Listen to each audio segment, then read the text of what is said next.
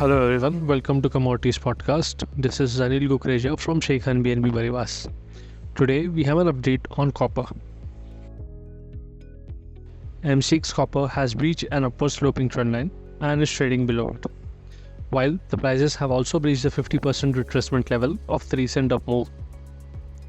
The level of 714.75 should act as an immediate resistance and should provide an opportunity to fresh sell. The momentum indicator RSI backs the bears as the oscillator has a negative crossover as it moved towards the oversold zone.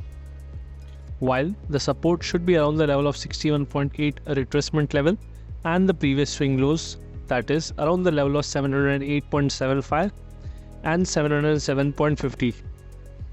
Thus, a sell on rise strategy could be used until the prices sustain below the level of 720. Which could act as a reversal for the copper prices.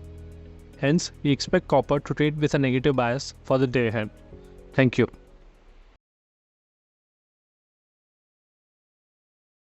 Investment in securities market are subject to market risks. Read all the related documents carefully before investing.